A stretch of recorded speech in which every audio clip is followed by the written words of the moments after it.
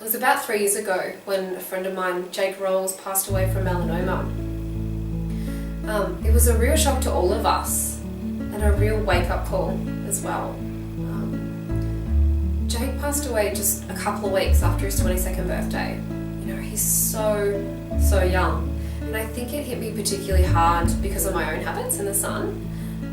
I loved the sun. You know, ask any of my friends, I was always away on holidays, you know, chasing the sun. And given any opportunity, I'd be out there sunbaking. So at that point, I sort of decided it was probably a really good thing for me to go and get a mole map. Not only for peace of mind, but I kept thinking to myself, if this can happen to Jake, then it can happen to me.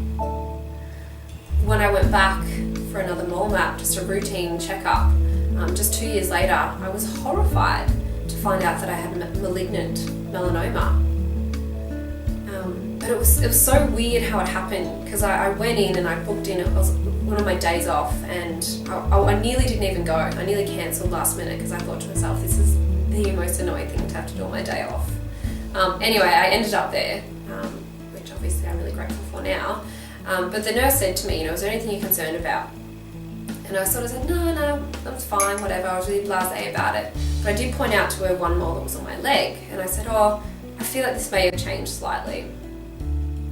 Anyway, it turns out that was the mole that had changed really significantly over a 2-year period. So she had to get the doctor in, and the doctor had a look at it, and then it was the very next day that I received a phone call from Peninsula Skin Cancer Centre telling me that I had to come back in to get a biopsy, to get the mole removed, and then to also get the procedure called a wide incision procedure, which essentially determines whether or not the melanoma is spread. Those couple of weeks were such a blur.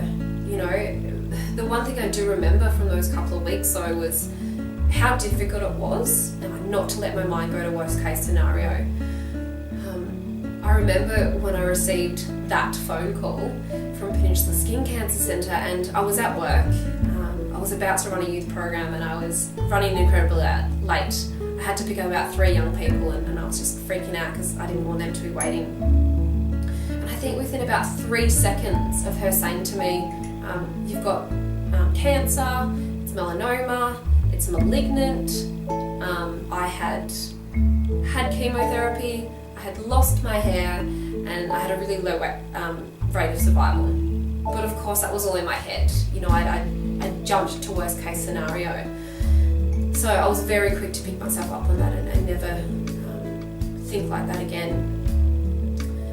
For now, I'm fine. I'm going to be okay. But I'm not out of the clear just yet. What did I learn? Well, I learned that melanoma is the most common cancer among young people aged 10 to 24, both in Australia and New Zealand, which kind of blew my mind. I didn't realise it was that prevalent. I also learned that 4 minutes is all you need to get the recommended daily intake of vitamin D. And anything in excess of that is unnecessary and it's harmful.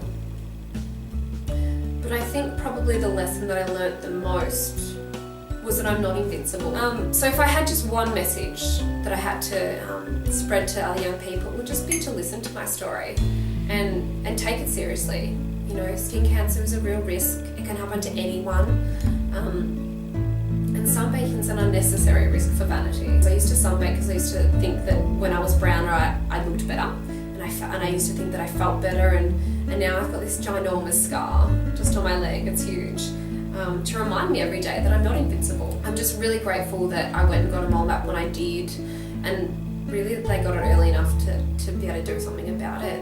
And I think really I owe that to Jake Rolls, and that's why the work that Whatever It Takes does in our community is so important. You know, they're out there making a noise about cancer, and they're raising awareness. They're raising funds for not only the people going through something like melanoma or other types of cancer, but also for the family, to support them during such a crazy time.